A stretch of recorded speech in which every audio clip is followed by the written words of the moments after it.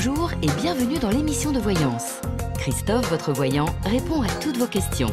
Il s'appuie pour cela sur les tarots et sur son étonnante faculté d'intuition.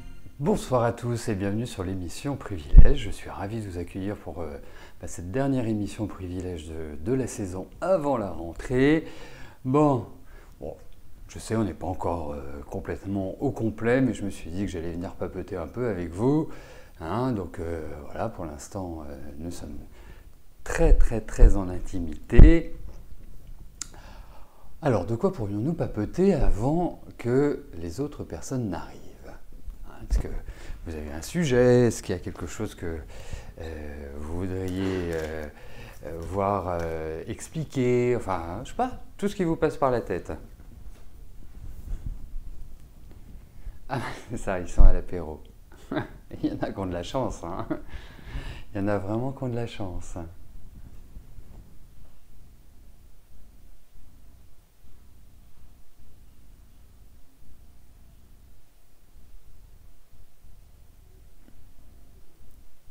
Ah, attendez, parce que j'ai un petit truc que je dois régler. Voilà. Parce que moi aussi, de mon côté, ça peut m'arriver de ne pas avoir l'image, le retour, en fait.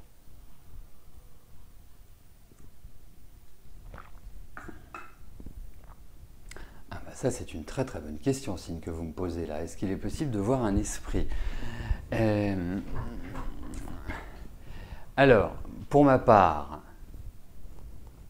je n'ai jamais vu, mais effectivement, j'ai lu des ouvrages ou des témoignages qui disaient qu'ils avaient vu des formes.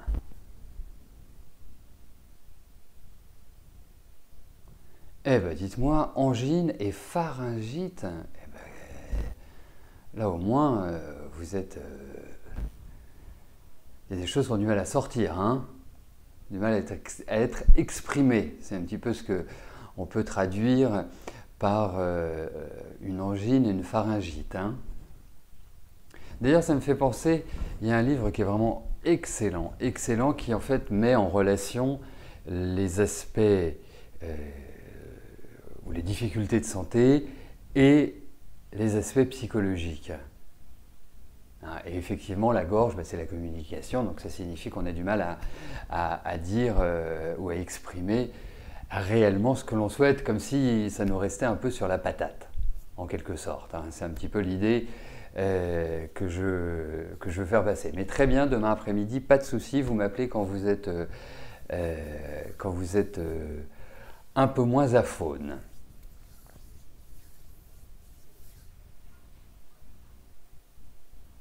D'accord. Alors, bon, pour arriver sur la question de Titia, concernant les maisons astrologiques. En fait, les maisons astrologiques, ce sont des secteurs de vie. Chaque maison correspond à un secteur de vie. Par exemple, la maison 1 correspond à l'ascendant, donc c'est le complément de notre personnalité. La maison 2 va concerner les finances, et plus exactement les gains, l'argent que l'on obtient par nos efforts, par notre travail, etc. C'est aussi un endroit, par exemple la maison 2, puisque je suis dessus, qui nous permet de voir où se situent nos dons. Voilà. Bien sûr, vous pouvez poser une question, arrobase. Pourquoi vous ne pourriez pas poser une question? Alors vous me la... Hop.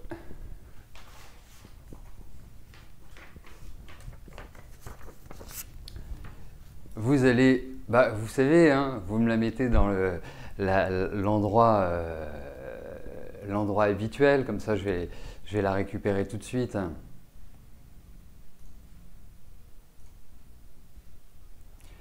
Et donc, pour en revenir aux maisons,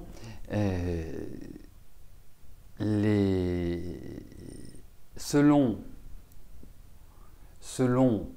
puisqu'en fait, ce qui va se passer dans un thème astral, c'est que vous avez les 12 maisons, les 12 signes, et donc on démarre de l'ascendant, donc la première maison, Et ensuite, les pointes, ou ce qu'on appelle plus précisément les cuspides des maisons, vont se placer dans des signes. Et en fonction des pointes des maisons et l'endroit où elles se situent, ça va nous donner une première interprétation. Non, il n'est jamais trop tard dans la vie, arrobase. Mais oui, n'en faites pas, ça va, on se connaît depuis suffisamment longtemps pour que je... Hein. Donc, vous, comment dirais-je, vous avez cette première interprétation, et ensuite, si vous avez des planètes qui se situent dans ces maisons, ben ça va apporter une coloration supplémentaire. Voilà comment ça fonctionne. Et après, en fonction des interactions qui existent entre les planètes ou pas, eh bien, ça va, je dirais, nous donner un deuxième, voire troisième niveau d'interprétation. Voilà l'idée. Est-ce que ça répond à votre question, Titia ?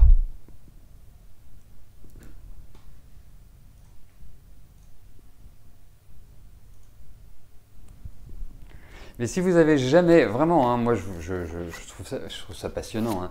Si vous n'avez jamais fait votre thème astral, il serait intéressant un jour que vous le fassiez. Hein, ça me paraît vraiment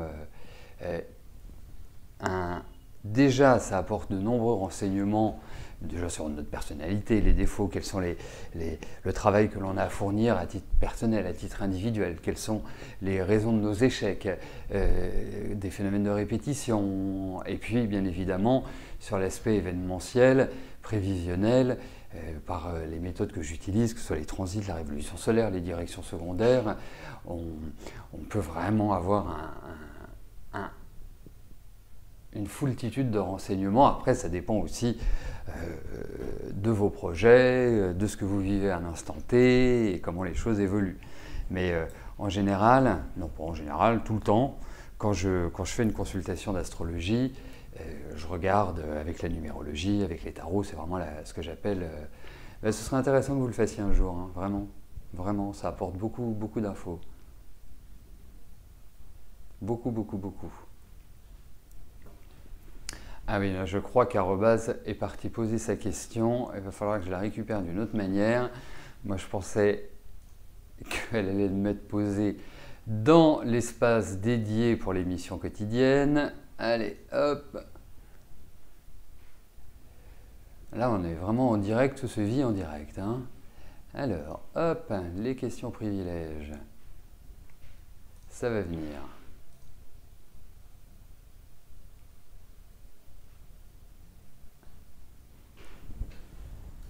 Bah déjà, enfin oui, les angines c'est assez particulier, mais déjà pour retirer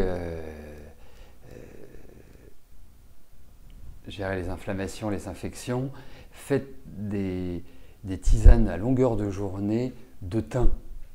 Le thym c'est merveilleux pour ça, moi c'est ce que je fais hein, quand je commence. Alors je vais vous donner un truc, quand vous commencez à être enrhumé, vous achetez du L52 et des gouttes aux essences. C'est un remède magique pour justement tous les problèmes de rhume, en quelque sorte. Mais il faut le faire dès que vous sentez que ça commence à se dégrader. Il ne faut pas attendre 48 heures parce que là, ça n'a pas l'effet escompté. Mais gouttes aux essences et L52, c'est magique.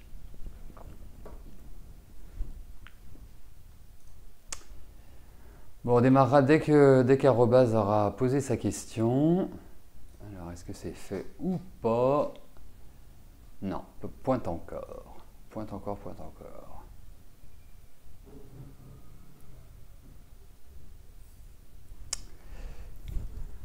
Bon, d'autres questions? Avant qu'on commence? Avant qu'on se lance dans les réponses. Oui, mais vraiment le thym, c'est merveilleux pour ça. Hein. Du thym frais, hein, ça, vous faites des tisanes, vous n'arrêtez pas, c'est vraiment excellent. Après, sur les angines, j'ai pas de remède là qui me vient tout de suite à l'esprit, que ce soit des plantes ou de l'homéopathie ou des choses comme ça. Ça vient pas tout de suite. Ah, nous accueillons notre amie Janinette. Michel est là aussi. Bonsoir à tous les deux. Vous qui venez d'arriver. Ah oui, non, il ne faut pas attendre. Hein. Jamais attendre. Alors, hop.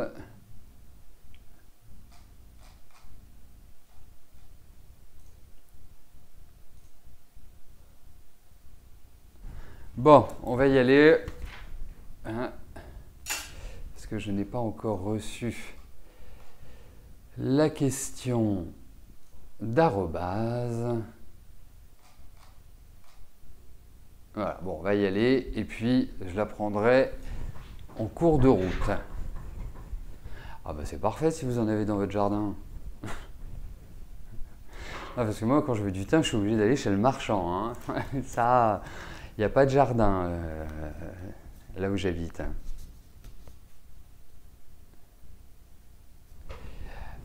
Ah bah, ça, c'est une bonne question. Les thèmes astro sur le net sont-ils fiables? Ah, vous avez envoyé votre question? Très bien. Alors, je veux dire oui et non. Oui et non. Après, ça dépend. Moi, je sais que j'ai un de mes amis qui édite des études informatiques qui sont très bien faites. Après, ouais, je suis pas complètement persuadé. Rien ne vaut l'humain. Vous voyez, prenez l'exemple. Hein. Vous avez sur le site de l'émission, vous avez des tirages de tarot, vous avez des horoscopes, vous avez la numérologie, vous avez tout un ensemble de modules accessibles et qui vous donnent des renseignements, que ce soit sur votre personnalité, sur des relations de couple. Voilà. Bon, prenons l'exemple des tirages de tarot. Je prends cet exemple-là, enfin même la numérologie, c'est moi qui l'ai écrit, mais les textes qui sont sur le site, ce sont mes textes, ce sont des textes que j'ai écrits. Même si ce sont de bons textes, ça ne fera jamais la synthèse entre les cartes, parce qu'il y a tellement de cas de figure. C'est dans un de mes livres de tarot, je crois qu'il y a de possibilités sur les 22 arcanes majeures du tarot, il doit y avoir plus d'1 million de possibilités. Donc c'est impossible de les générer, je dirais, informatiquement. Enfin, c'est impensable, c'est un travail de titan. Mais c'est une base de travail. Ça vous donne, je dirais, des indications, des directions. Après, rien ne vaut l'humain, rien ne vaut l'interprétation humaine. Puisque quand je fais les tarots, ou quand je fais de l'astro, ou quand je fais de la numérologie, je recoupe toutes les informations que j'ai devant les yeux. Et c'est là où, quelque part, on peut arriver à, je dirais, des interprétations optimales. Mais autrement, non. Il faut être clair.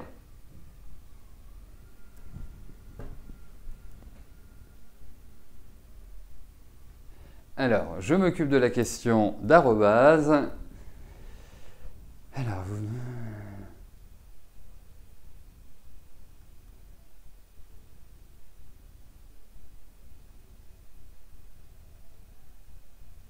D'accord, ok, parfait. Alors, je vais simplifier.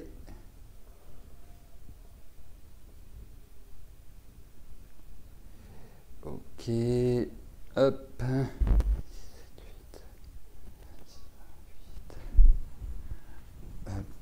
Et vous avez 55, 55. Ok, hop.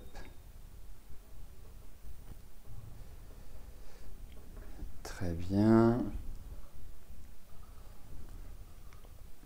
Donc, relation avec l'acheteur du terrain. Ok. Hop. Hop, hop, hop. Allez, on va pouvoir y aller.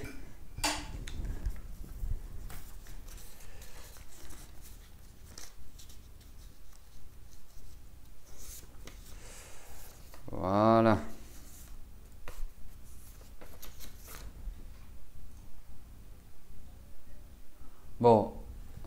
n'y a pas de souci. J'ai tout ce qu'il me faut, arrobase. Je peux commencer l'émission privilège. Voilà. Bon, eh ben, on va y aller. Je vais commencer par la question de Laetitia. Laetitia, bonsoir. Alors, votre question concerne votre appartement. Vous voulez savoir s'ils vont accepter le préavis d'un mois, vous rendre la caution, enfin voilà, globalement les relations que l'on peut entrevoir avec, je dirais, entre guillemets, le bailleur. Il y a juste un élément que je n'ai pas calculé.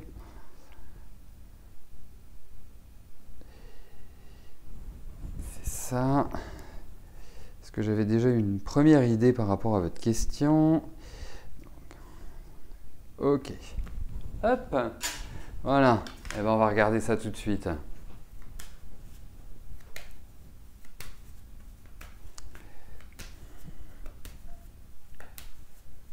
Donc on va voir les relations avec l'agence. Si ça va se normaliser, si ça va dans la bonne direction.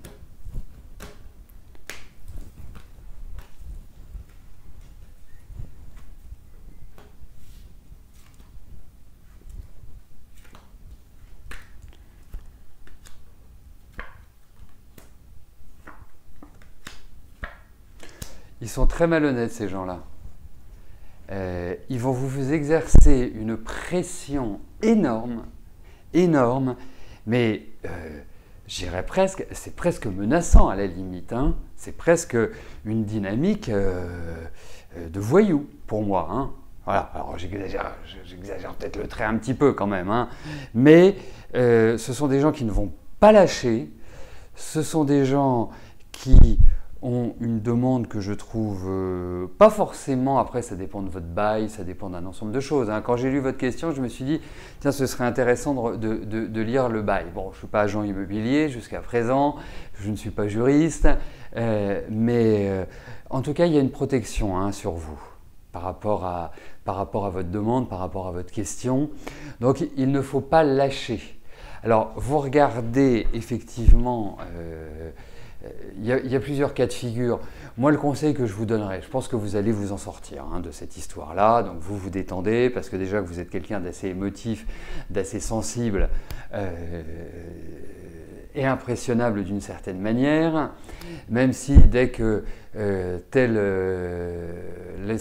quand vous vous sentez un peu blessé, vous pouvez avoir des réactions un peu extrêmes.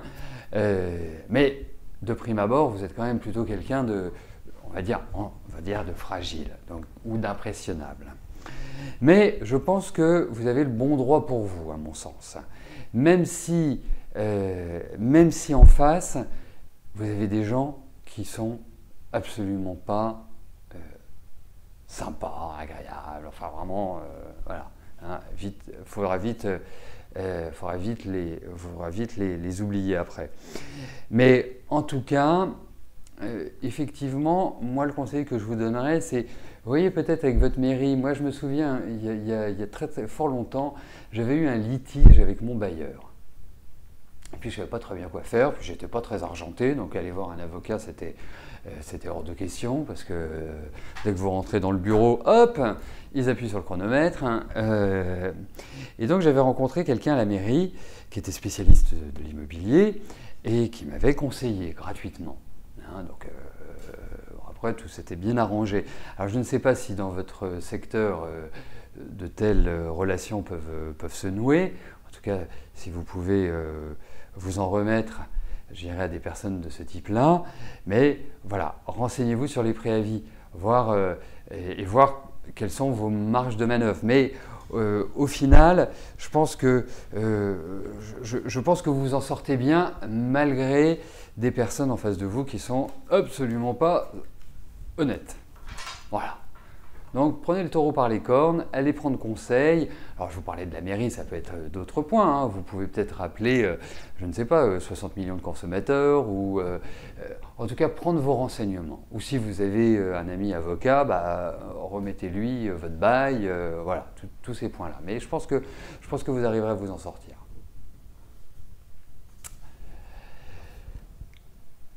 Chantal, bonsoir. Alors, vous voulez savoir si Muriel va essayer de revoir votre mari. Alors, déjà, moi, je vais vous donner l'impression que je ne pense pas que Muriel soit un danger dans le sens où qu'elle vous pique votre mari. Je pense que c'est pas quelqu'un qui va, de toute façon, construire sur le plan affectif. Donc, je ne pense pas qu'il y ait quelque part de risque, a priori. Je dis bien, ce n'est pas l'objet de votre question, mais c'est le ressenti que j'avais, donc je vous le livre, à brûle pour point. Alors, on va regarder. En revanche, c'est une femme qui est très indépendante, qui est très autonome, qui a un aspect très séduisant. Enfin, voilà, sur ce plan-là. Mais c'est pas une. Vous savez, c'est ce que je disais. C'est ce que je disais à mon fils. Je lui disais, dans la vie, il y a des femmes avec lesquelles on couche et il y a des femmes que l'on épouse. Et souvent, ce ne sont pas les mêmes. Voilà. Et je pense que Muriel est plutôt du type de femme avec laquelle on couche et que l'on n'épouse pas. Voilà. Donc, en revanche, on va regarder si elle va tenter de revoir votre mari ou s'il y a l'idée d'un contact entre les deux.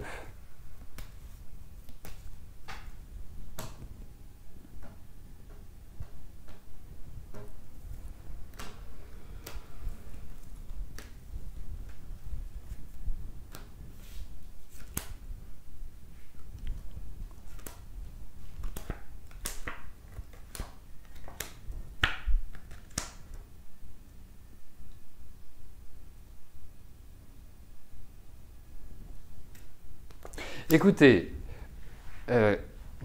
pour vous répondre très franchement, je pense qu'elle va tenter de revoir votre mari, ou en tout cas de le contacter. Revoir, contacter, c'est pareil, que ce soit par téléphone, que ce soit physiquement, que ce soit un message, que ce soit un SMS, un mail, bref. Il y a quand même cette idée-là qui ressort dans ces cas. Même si on sent qu'il y a quand même une rupture de communication voilà, dans un temps actuel et dans un futur proche. Mais il y a cette tentative qui existe toujours, malheureusement. Je ne vois pas quelque part une cassure définitive, comme s'il existait un fossé qui ne puisse plus leur permettre de communiquer ensemble. Mais elle y met de l'énergie, je peux vous dire. Mais en tout cas, je pense que la configuration n'est plus la même qu'avant. Alors, ça peut être un contact, mais qui, je n'ai pas l'impression, mène à quelque chose, en quelque sorte. Mais effectivement, pour répondre stricto sensu à votre question, il y a vraiment de très très gros risques qu'elle le fasse.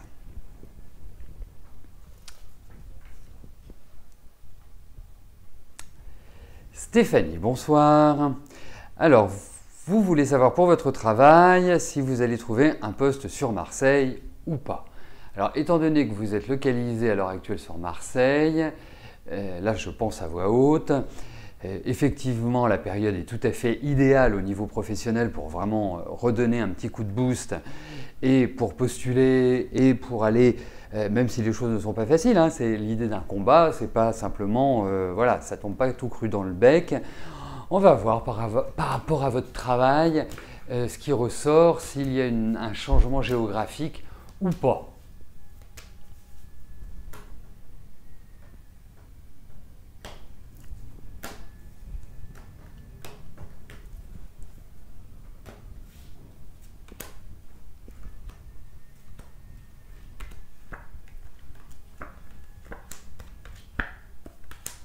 Non, pour l'instant, j'ai quand même l'impression… Bon, la situation est un peu bloquée à l'heure actuelle. C'est-à-dire que malgré vos actions, malgré vos démarches, j'ai le sentiment que c'est un peu le statu quo et que c'est un peu à l'arrêt. Le frein à main est mis. En revanche, même si vous dites « je ne sais pas comment faire, je ne sais pas comment aller, je vais tout azimut, je fais des choses, mais ça n'aboutit pas », ce n'est pas grave. La période n'est peut-être pas forcément propice dans l'immédiat à une ouverture. En revanche, je vois du travail. Vous allez repartir sur de nouvelles bases. Je vois de bons échanges, je vois de bonnes discussions, je vois une élévation sociale.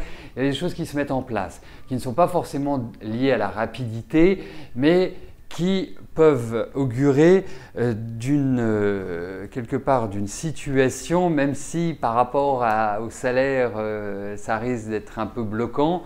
Et c'est peut-être ça qui bloque aussi. Je pense qu'il y a une dynamique qui est favorable pour que vous trouviez. Mon sentiment, je n'ai pas l'impression que vous quittiez la région, enfin que vous quittiez l'environnement dans lequel vous vous trouvez. J'ai pas de... Attendez, je fais un calcul. Non, j'ai pas de carte qui me dise voilà, je déménage, je change. J'ai pas cette impression-là. Bon, après, sachez une chose, l'aspect positif du tirage, c'est que vous allez trouver. Voilà.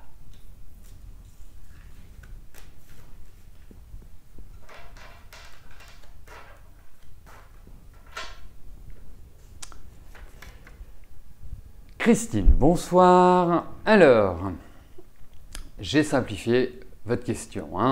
Donc, schématiquement, l'idée, c'est la relation avec l'acheteur du terrain. C'est-à-dire, est-ce que vous allez avoir gain de cause par rapport à votre demande? Alors, effectivement, première chose, il est très très important que d'ici la fin de l'année, les choses soient statuées. Première chose. Deuxième chose, c'est une situation qui est quand même assez compliquée, qui est assez enfermante, qui est assez stressante. Et troisième point, nous allons regarder avec les cartes comment cette situation va évoluer. Ah oui, non, mais il peut demander 10 milliards, il peut demander 200 milliards, il n'y a pas de souci. Après, voyons l'environnement, voyons la situation.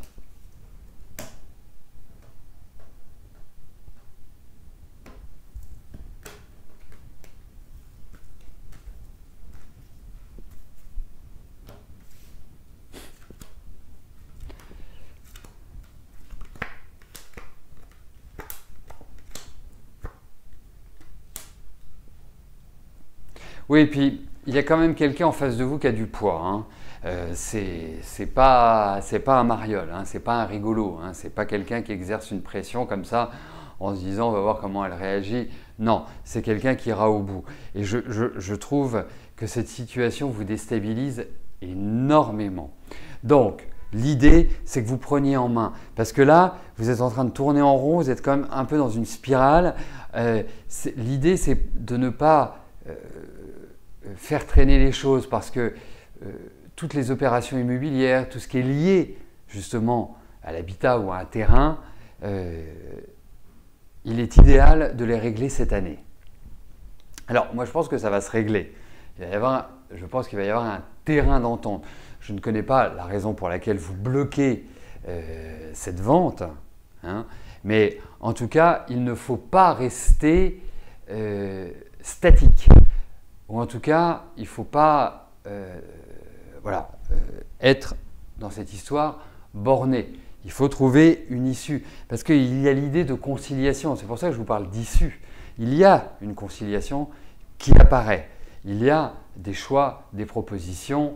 Il y a quelque part des ouvertures et je dirais des opportunités.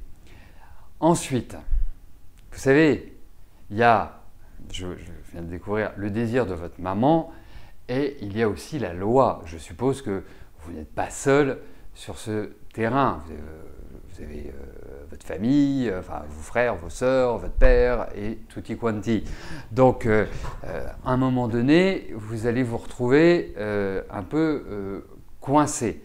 Donc, l'idée, c'est de trouver justement un terrain, si je peux me permettre l'expression, un terrain d'entente. Et vous êtes dans une bonne période pour une conciliation. Si vous ne voulez pas vendre, parce que ça, c'est quelque part l'idée, il faut agir. Il faut agir. Si votre maman n'était pas en état de signer et qu'elle a signé contre son gré, ou en tout cas pas avec toutes les facultés nécessaires pour apprécier cela, bien sûr. Mais moi, il y a l'idée de conciliation dans cela. Il y a vraiment cette idée de, quelque part, de conciliation, hein, d'un accord qui est trouvé. Voilà.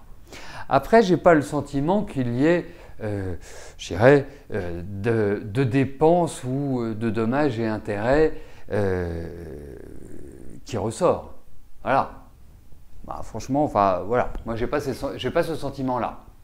Hein, en tout cas, pas par rapport, puisque j'ai l'impression qu'il vous demande des sommes gigantesques, je n'ai pas le sentiment qu'il obtiendra cela. Voilà.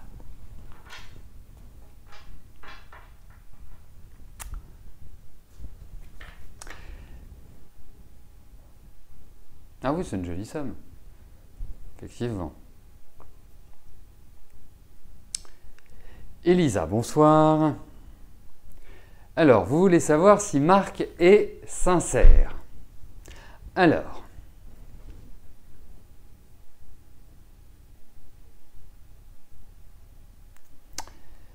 il y a plusieurs choses qu'il faut voir. C'est que première chose, c'est que Marc est plutôt quelqu'un d'assez taiseux. C'est pas un grand communicant. Ce qui est un point embêtant pour vous, à mon sens, hein, parce que vous avez besoin d'échanger, et puis vous avez un côté très intuitif comme ça, où j'irais presque éponge, où vous ressentez les choses. Donc, c'est un premier point qui n'est pas évident. C'est plutôt quelqu'un qui vit sa vie un peu comme il l'entend. Hein, donc, qui n'est pas forcément toujours très attentif. Il vit sa vie, et puis point barre. Voilà. Vous, non. Vous êtes plutôt à l'écoute, vous êtes plutôt une rigolote, vous êtes plutôt du genre à avoir envie de vous amuser et pas réellement à entrer dans un monastère, si vous voulez. Alors, moi je trouve que votre relation est très compliquée avec lui. Et c'est une relation qui a des difficultés à trouver quelque part un rythme de croisière. Et pour moi, les problèmes sont cycliques. Alors ils ne sont pas tout le temps. C'est-à-dire que vous allez passer des périodes formidables, et puis hop, ça va retomber. Période formidable, et hop, ça va retomber, etc. etc. Donc, ce n'est pas une vie très épanouissante en réalité pour vous. Hein, surtout qu'en plus, je dirais, vous avez, permettez-moi l'expression, toute la vie devant vous. Hein, vous êtes toute jeune. Voilà, il ne faut pas vous arrêter quelque part à une personne qui n'est pas prête à partager ou être dans l'échange. Alors, on va regarder au niveau de votre relation, de sa sincérité.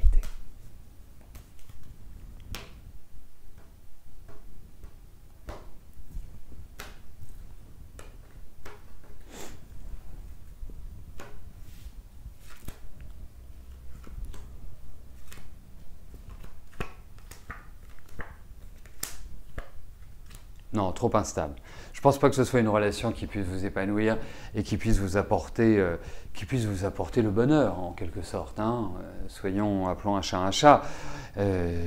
Lui, j'ai même l'impression qu'il coupe un peu les ponts, comme si, quelque part, déjà, je trouve que psychologiquement, il n'est pas dans un état d'esprit qui est extraordinaire. Je trouve que... Alors, je ne sais pas quand vous l'avez rencontré, c'est un élément qui n'est pas... d'une importance cruciale, mais qui est une information trop instable. Trop instable. Alors, je ne peux même pas vous parler d'un homme qui n'est pas sincère, parce que dans sa façon de penser, il est sincère vis-à-vis de vous. Mais ce n'est pas exactement sur le même plan que votre sincérité à vous, comment vous estimez la sincérité. Donc non, c'est trop montagne russe, c'est très déstabilisateur comme relation. Donc après, on ne peut rien faire contre l'amour. Mais sachez une chose, c'est que soyez bien harnaché avec un homme comme ça, parce que, pas qu'il va vous faire vivre l'enfer, mais c'est plutôt une absence de communication. Et ça, c'est embêtant. Voilà, donc je suis pas vraiment optimiste sur une relation pérenne et stable.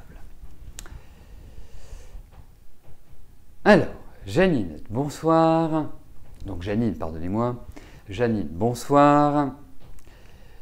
Alors, vous souhaitez une analyse sur votre fille. Alors, effectivement, enfin pourquoi je vous dis effectivement, je trouve que votre fille est extrêmement compliquée, mais vraiment compliquée. Elle a l'art et la manière de rendre complexe ce qui est simple au démarrage. Parce que déjà dans sa tête, il y a de la confusion. C'est quelqu'un que je trouve extrêmement anxieux, extrêmement nerveux, qui bizarrement, hein, vous allez comprendre pourquoi je dis bizarrement, qui a un manque de confiance et qui va gérer cela avec de l'autoritarisme. Pas de l'autorité, de l'autoritarisme.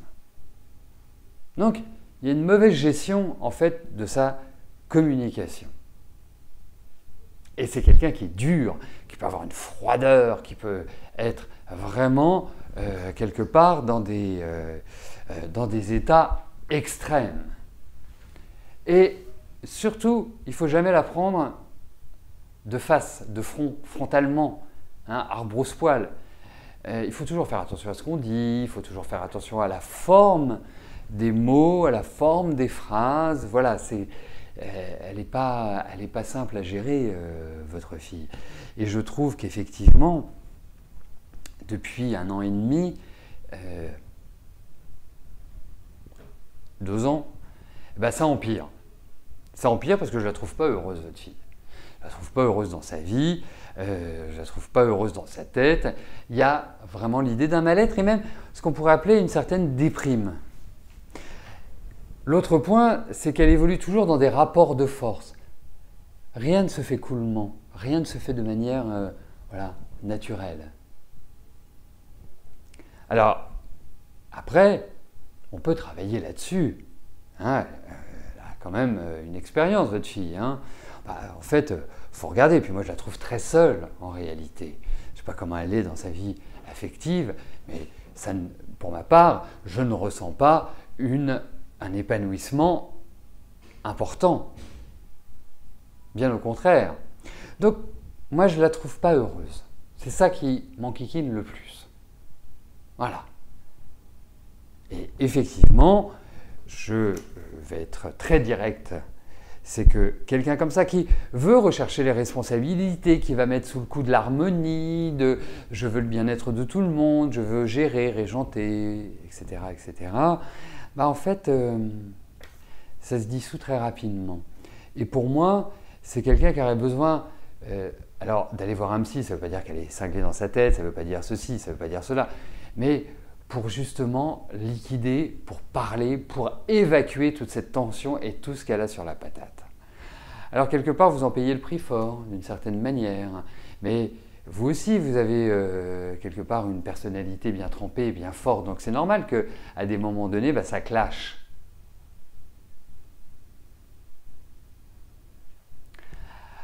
Alors, là on déborde un petit peu, mais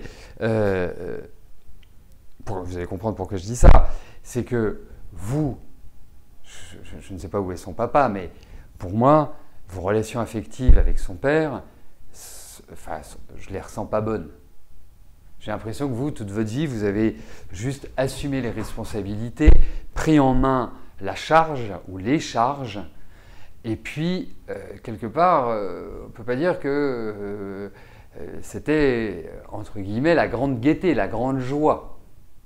Moi, c'est le sentiment que j'ai. Donc, effectivement, vous avez, je dirais, pris le taureau par les cornes. Donc, comme vous avez agi seul, à mon sens, hein, comme vous avez agi seul, quand on est obligé de s'occuper de ça, forcément, les enfants peuvent le ressentir. Mais il y a un manque énorme affectif chez votre fille. Elle est très affective, mais il lui manque beaucoup de choses. Voilà. Donc vous n'êtes pas la responsable. Vous avez certainement une part, mais cette part de responsabilité est atténuée par le fait que vous avez donné une direction à votre fille, à vos enfants. Je ne sais pas si vous avez plusieurs enfants, mais en tout cas, vous leur avez appris le chemin à suivre et comment il fallait faire. Voilà, c'est comme ça que j'interpréterai. Donc, voilà ce que je puis dire sur votre fille. Après, effectivement, on peut aller beaucoup plus loin dans l'analyse avec l'astrologie, la numérologie, même si là j'avais sa date de naissance, donc ça me donne beaucoup de renseignements. Mais c'est surtout, pour moi, l'idée de solitude qui demeure chez votre fille et qui la met d'une certaine manière mal à l'aise. Voilà Janine. Bon, eh bien écoutez, nous arrivons au terme de notre émission Privilège. Je vous remercie de votre participation, de votre fidélité. Et pour celles auxquelles j'ai répondu, parce que je crois qu'il n'y avait que des femmes aujourd'hui, vous recevrez dès demain matin sur votre boîte mail le lien qui vous permettra de réécouter votre réponse. Voilà, je vous souhaite une belle soirée, portez-vous bien et je vous donne rendez-vous demain 13 h pour notre dernière émission de la semaine. Merci, à plus tard. Vous avez posé une question, Michel ?